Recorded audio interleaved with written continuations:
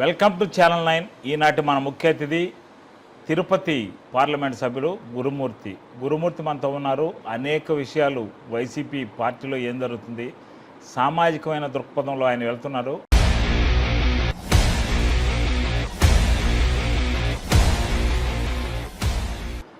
ఆయన ఇప్పటికే 2 సార్లు తిరుపతి పార్లమెంటు అభ్యర్థిగా విజయం సాధించి తిరుపతి పార్లమెంట్లో కొనసాగుతున్నారు. అనేక ప్రశ్నలు ఆయన పార్లమెంట్లో కూడా సంధించారు.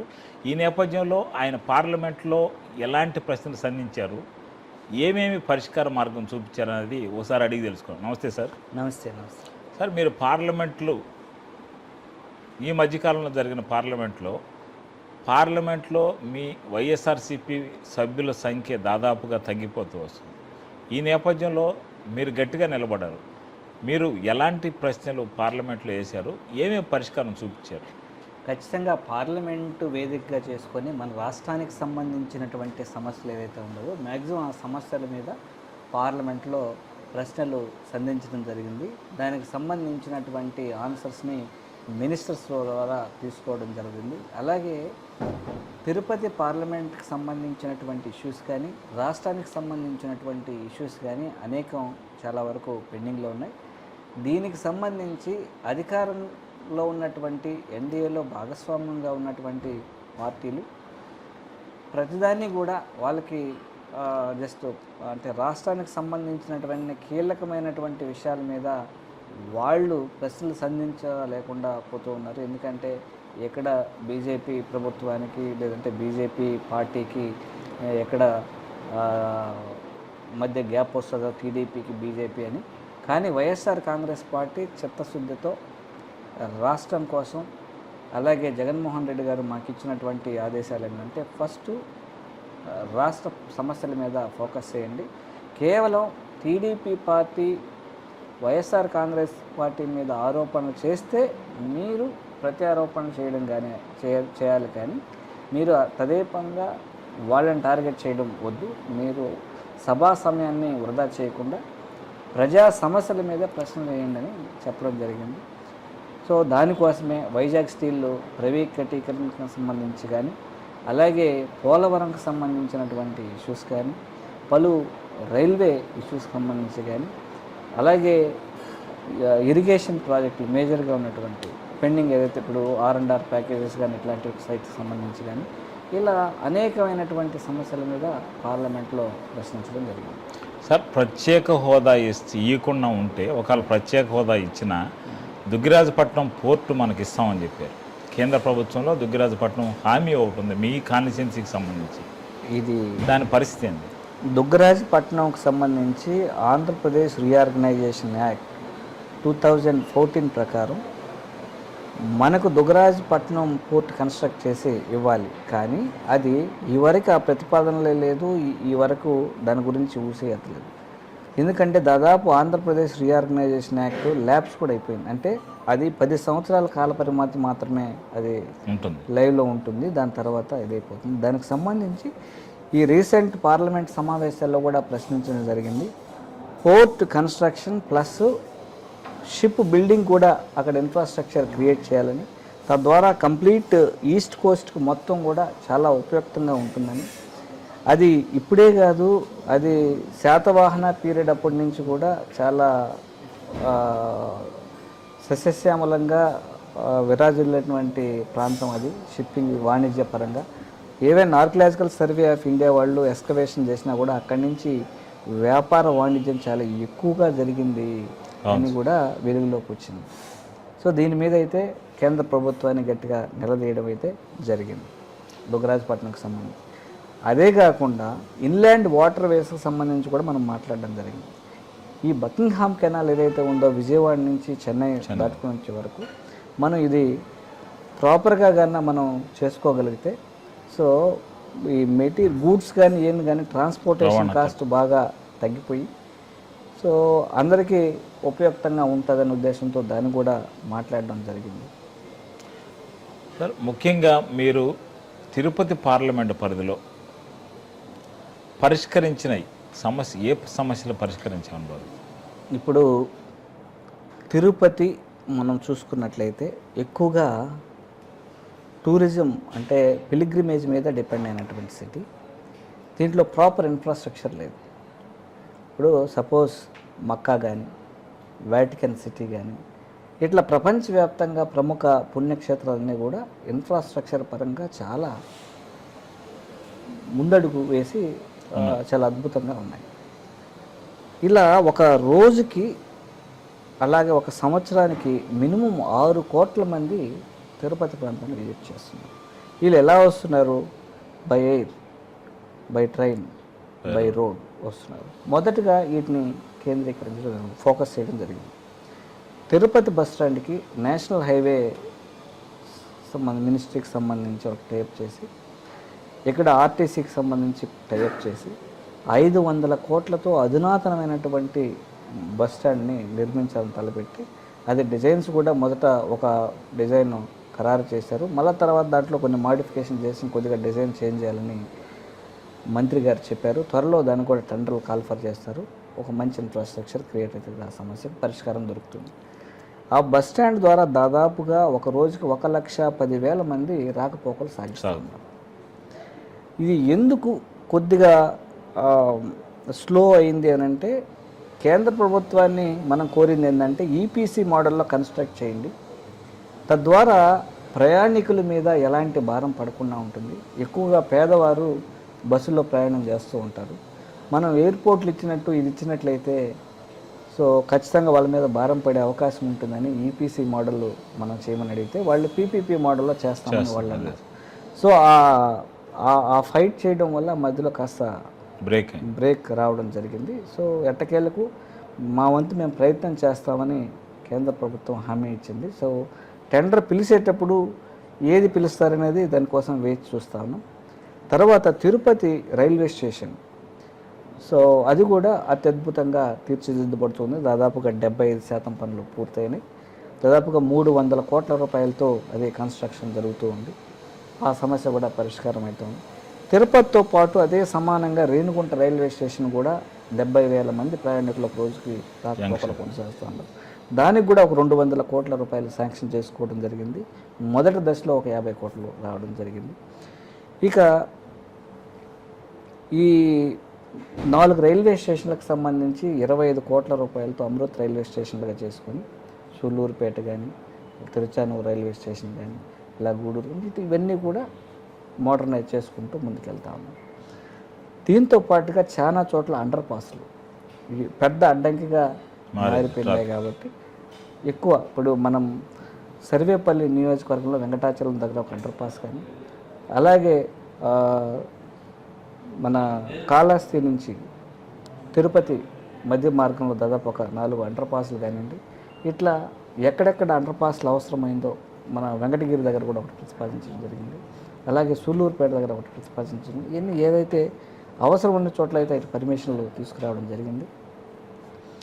దీంతోపాటు రైల్వే ప్రయాణికులకి వెయిటింగ్ లేకుండా, ఎందుకంటే కొన్ని ట్రైన్స్ నిలబడిపోతాయి, రేణిగుంట కవతల పక్కన నిలబడిపోతాయి, ఇటు చెన్నై నుంచి వచ్చేటి పక్కన నిలబడతాయి, ఇట్లా టైం వేస్ట్ అయిపోతూ ఉంది. సో అలా టైం వేస్ట్ కాకుండా ఉండడం కోసం రేణిగుంట నుంచి గూడూరు వరకు ఒక 3rd లైన్ వేయాలని వాడడం జరిగింది. అది కూడా ఫైనల్ స్టేజ్లో ఉంది. అది కూడా ఒక 1000 కోట్ల రూపాయలతో అది కూడా శాంక్షన్ అయ్యే అవకాశం ఉంటుంది.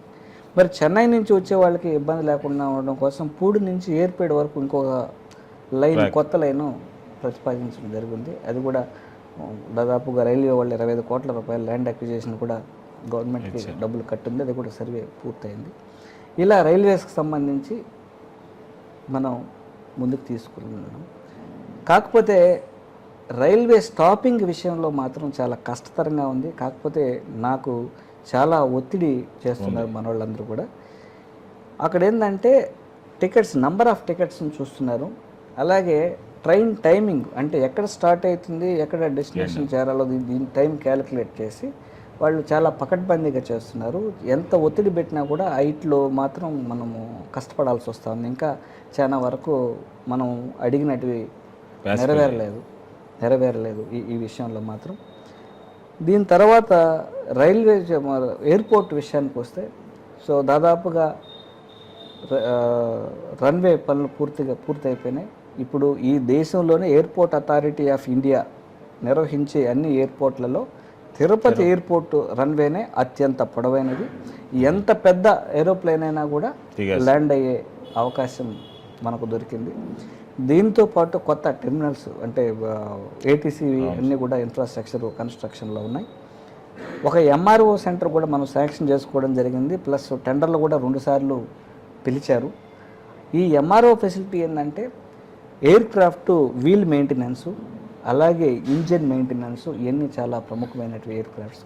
సో ఆ మెయింటెనెన్స్తో పాటు 2 సీటరు 4 సీటర్స్ హెలికాప్టర్స్, అలాగే చిన్న సైజు మామూలుగా ట్రైనింగ్ ఏరోప్లేన్స్ చిన్నవి 2 సీటరు 4 సీటరు ఎయిర్ క్రాఫ్ట్స్ కూడా తయారు చేయాలని వేరే సంస్థలను కోరడం జరిగింది. వాళ్ళు కూడా ముందుకు వచ్చి, కానీ మనకన్నా తక్కువగా అంటే ఎయిర్పోర్ట్ అథారిటీ ఆఫ్ ఇండియా పరిధిలో ఉన్నటువంటి తిరుపతి ఎయిర్పోర్ట్లో ఉన్నటువంటి రేట్లు వాళ్ళకి ఎక్కువగా ఉండడం వల్ల వాళ్ళు తమిళనాడుకి వెళ్ళిపోవడం జరిగింది.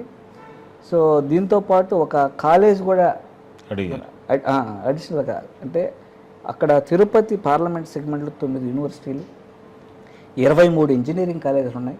సో ఐఐటీలు, ఐజర్లు ఎన్ని అంటే దాదాపుగా 1,00,000 మందికి పైగా స్టూడెంట్స్ తిరుపతిలో చదువుతున్నారు. కాబట్టి వాళ్ళకి ఎవరైనా ఈ ఏవియేషన్ ఇండస్ట్రీకి సంబంధించిన ఇంట్రెస్ట్ అయిన వాళ్ళు ట్రైనింగ్ తీసుకుంటూ ఆ ఎంఆర్ఓలోనే స్కిల్ అప్ అవ్వడానికి స్కోప్ ఉంటుంది. కాబట్టి అది కూడా మనం పెట్టాము. కానీ ఆ టెండర్లు కాల్ఫర్ చేసి ఎవరికి ముందుకు రాలేదు, అందువల్ల అది అలానే ఉంది. ఇక నేషనల్ హైవేస్ విషయానికి వస్తే తిరుపతి పార్లమెంట్ చరిత్రలోనే అత్యధికమైనటువంటి నిధులు మన తిరుపతి పార్లమెంట్ సెగ్మెంట్కి తీసుకొచ్చుకోవడం జరిగింది. దాదాపుగా 700 కిలోమీటర్ల నేషనల్ హైవే కనెక్టివిటీ తిరుపతికి రిలేటెడ్గా వచ్చింది. అంటే దాని వర్తే 14,000 కోట్ల రూపాయలు మనం ఈ నేషనల్ హైవేస్కే మనం సాధించుకోవడం జరిగింది.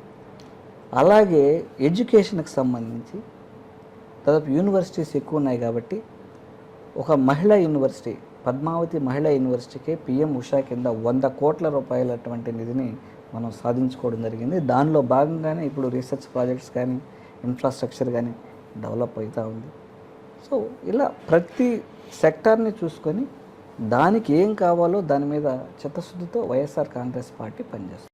ఇంత తొందరగా డెవలప్ అయ్యే తిరుపతిలో ప్రతిసారి ఎందుకు వివాదాల్లో చిక్కుంటుంది? అది ఇంతకుముందు వివాదాలు లేవు. ఇప్పుడు కూటమి ప్రభుత్వం అధికారంలోకి వచ్చిన తర్వాత మేము ప్రక్షాళన చేస్తాము అని అంటే ఇంకా బాగా చేస్తారేమో, భక్తులకు కావలసినటువంటి సౌకర్యాలు ఇంకా పెంచుతారేమో, లేదా దాదాపుగా 60-65 వేల మంది రోజుకి దర్శనాలు చేసుకున్నటువంటి భక్తుల సంఖ్యని 80,000 లక్ష వరకు ఏమైనా తీసుకెళ్తారేమని మనం సాధారణంగా భావిస్తాం. కానీ దానికి విరుద్ధంగా కేవలం వాళ్ళ అనుయాయులు వాళ్ళకి సంబంధించిన వాళ్ళకి మాత్రమే దర్శనాలు చేసుకుంటూ తిరుమల తిరుపతి దేవస్థానం యొక్క పరిపాలనని గాలికి వదిలేశారు. అక్కడ వారికి వాళ్ళే 3 గ్రూపులుగా ఏర్పడి ఆధిపత్యాలు చలాయించుకుంటూ పూర్తిగా మిగిలిన వ్యవస్థలన్నింటినీ నిర్వీర్యం చేశారు.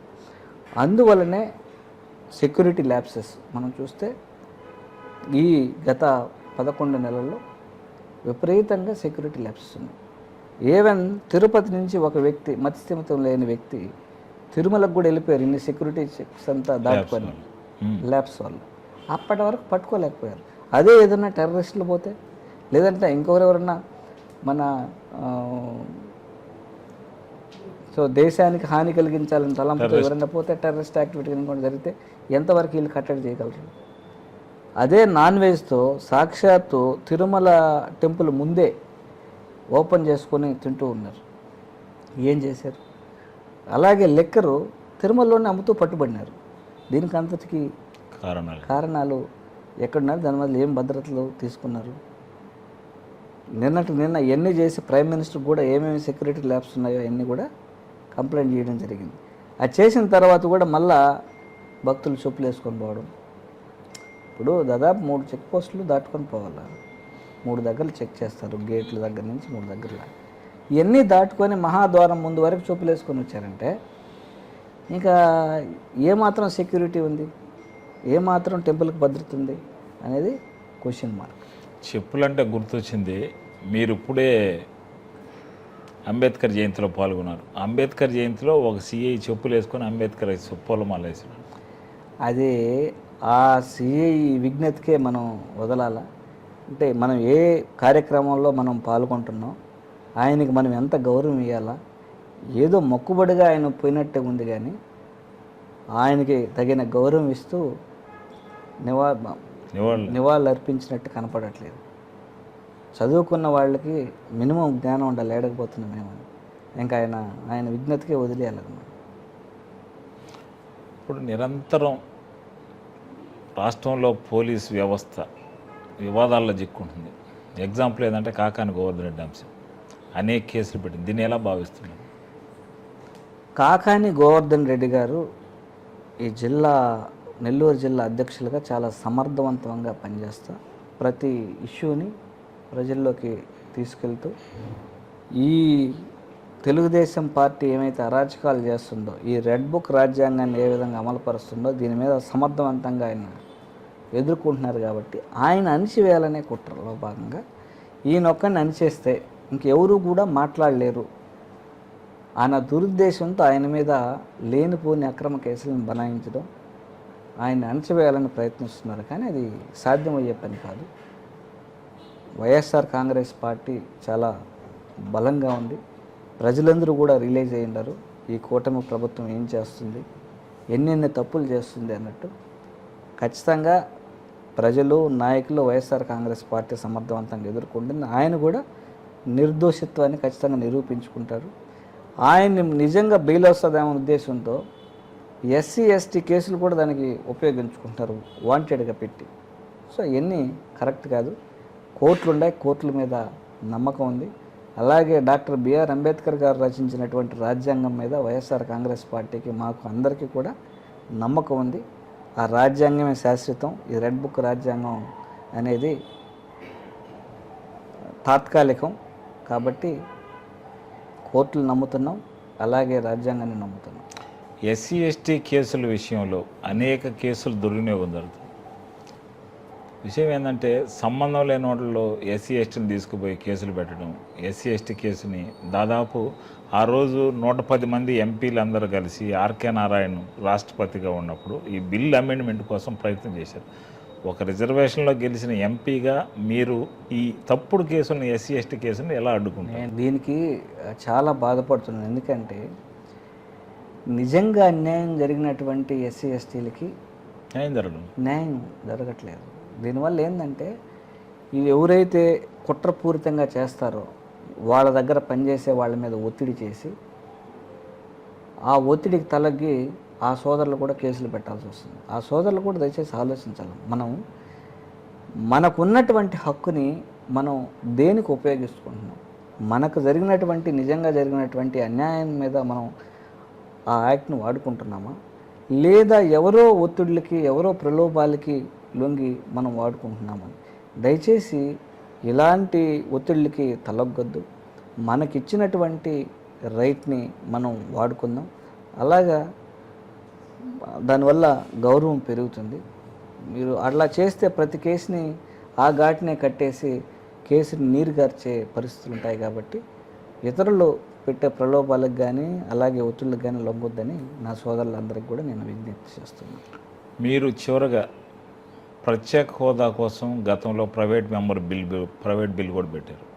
ఆ ప్రత్యేక హోదా విషయంలో మీ పార్టీ స్టాండ్ అయింది. ప్రత్యేక హోదా విషయంలో వైఎస్ఆర్ కాంగ్రెస్ పార్టీ ఇప్పటికీ ప్రత్యేక హోదా కావాలనే కోరుతుంది. ఎప్పటికీ కోరుతుంది. ఎందుకంటే దాదాపుగా 2014లో వచ్చినటువంటి ఆంధ్రప్రదేశ్ రీఆర్గనైజేషన్ యాక్ట్లో ఉన్నటువంటి పెండింగ్ ఇష్యూస్ కూడా పరిష్కరించాలని వైఎస్ఆర్ కాంగ్రెస్ పార్టీ డిమాండ్ చేస్తుంది, ఇంక్లూడింగ్ ప్రత్యేక హోదా. ఇప్పుడు పెద్ద ప్రమాదం ఏదైతే పొంచుందంటే వైజాగ్ స్టీల్ ప్లాంట్ విషయం అయితే ఖచ్చితంగా అది ప్రైవేటీకరణ వైపే ముందుకు సాగుతూ ఉంది. ఇచ్చినటువంటి డబ్బులు అయితే కంటి తుడుపు చర్యలుగానే ఆ టెక్నాలజీకి బకాయిలు చెల్లించడానికి ఇచ్చారు, కానీ దానికి క్యాప్టివ్ మైన్స్ ఇవ్వండి, అది సక్సెస్ఫుల్గా నడుస్తుంది అని వైఎస్ఆర్ కాంగ్రెస్ పార్టీ నుంచి డిమాండ్ చేస్తున్నాం. కానీ తెలుగుదేశం పార్టీ దాని మీద ఎక్కువ ఒత్తిడి పెట్టట్లేదు. ఎందుకంటే వాళ్ళ మీదే ప్రభుత్వం నిలబడి ఉంది కాబట్టి వీళ్ళు గట్టిగా ఒత్తిడి చేస్తే ఆ క్యాప్టివ్ మైన్స్ కూడా వచ్చే అవకాశం ఉంటుంది వైజాగ్ స్టీల్ ప్లాంట్కి. దాని మీద దాదాపు 50-60 వేల మంది ఆధారపడి జీవిస్తూ ఉన్నారు. అలాగే పోలవరం విషయం తీసుకొస్తే దాదాపుగా 45.15 మీటర్ల హైట్ వాటర్ ఫిల్లింగ్ కెపాసిటీ ఉన్నట్లయితే మన రాష్ట్రానికి సస్యశ్యామలమైన రాష్ట్రం అంతా, కానీ అది 41 మీటర్లకే కుదించే అవకాశం ఉంది ఆ వాటర్ ఫిల్లింగ్ కెపాసిటీ. దానివల్ల ఏంటంటే R&R ప్యాకేజ్ని తగ్గించుకోవడం కోసం వాళ్ళు ఈ పని చేస్తారు, హైట్ తగ్గిస్తున్నారు. దాని మీద గట్టిగా టీడీపీ పార్టీ కూడా నిలబడాలని, వైఎస్ఆర్ కాంగ్రెస్ పార్టీ రాష్ట్ర అభివృద్ధి విషయంలో, రాష్ట్ర సమస్యల పరిష్కారంలో తోడుంటుందని కూడా పబ్లిక్గానే మీడియా ముందే చెప్పాం. మా నాయకుడు అదే విధంగా చెప్పారు. కానీ ఇది కాకుండా పార్లమెంట్లో వ్యక్తిగత దూషణలకి వైఎస్ఆర్ కాంగ్రెస్ పార్టీని, జగన్మోహన్ రెడ్డి గారిని, అలాగే వైసీపీ లీడర్లను మిథున్ రెడ్డి గారిని వాళ్ళని దుమ్మెత్తిపోయడానికే టీడీపీ ఎంపీలకి వాళ్ళకి సరిపోతుంది, కానీ రాష్ట్ర అభివృద్ధి మీద మాట్లాడే పరిస్థితులు కనపడట్లేదు. ఇది మానుకొని అందరూ కలిసి ఇతర ఎంపీల్లాగా, అదే ఇతర రాష్ట్ర ఎంపీలు అందరూ కూడా వారి రాష్ట్ర ప్రయోజనాల కోసం వాళ్ళు ఫైట్ చేస్తారు. ఏదైనా ఇష్యూస్ ఉంటే వాళ్ళ రాష్ట్ర పరిధిలోనే కొట్లాడుకుంటారు. అసెంబ్లీలో ఏదైనా ప్లాట్ఫామ్స్ ఉన్నాయి, మీడియా ముందు మీ ఏదైనా ఉంటే మాట్లాడవచ్చు, లేదా అసెంబ్లీలో మీరు మాట్లాడవచ్చు.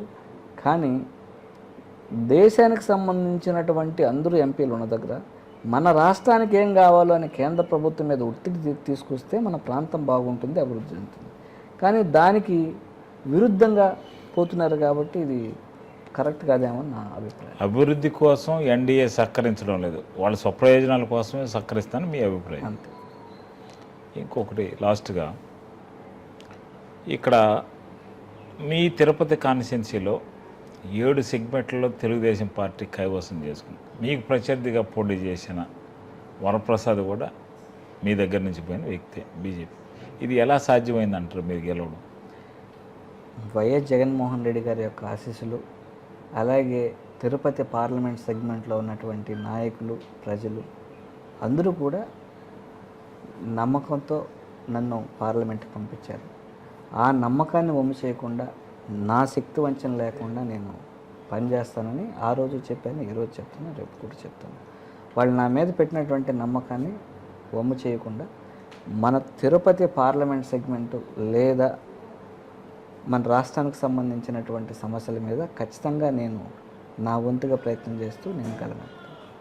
అంటే నేను అడిగిన దానికి సూటుగా చెప్పలేదు. మీరు 7 కాన్స్టిట్యున్సీల్లో టీడీపీ గెలిచింది, ఎంపీగా మీరు గెలిచారు, అంటే క్రాస్ ఓటింగ్ జరిగింది కదా, దానిలో మీ ప్రత్యేకమైన రాజకీయాలు ఏమైనా ఉన్నాయని? నాకు ఎలాంటి ప్రత్యేకమైన రాజకీయాలు లేవు. నేను పెద్ద పొలిటీషియన్ కూడా కాదు. నాకు ప్రజలు ఈ బాధ్యతను అప్పగించారు, ఆ బాధ్యతను మాత్రం నెరవేరుస్తాను. వాళ్ళు నా మీద నమ్మకం పెట్టి నమ్మకంతో ఓటేసినందుకు ప్రాంతానికి ఉపయోగపడే విధంగా నేను పనిచేస్తాను. దీంట్లో ప్రత్యేకంగా నేను దాదాపుగా రాష్ట్రం మొత్తంలో ఈవీఎంల ట్యాంపరింగ్ జరిగినాయి, ఈవీఎంలు అదేనాయి ఇదేనాయి, ఎలక్షన్ రోజుకి కౌంటింగ్ రోజుకి 49 లక్షల వేరియేషన్ వచ్చింది ఓటింగ్ అనేది కదా. మీరేమన్నా ఈవీఎంల ట్యాంపరింగ్ ఏమైనా చేశారని? ఈ ఈవీఎంలు దానికి సంబంధించి లోతుగా అయితే అధ్యయనం చేస్తున్నాం.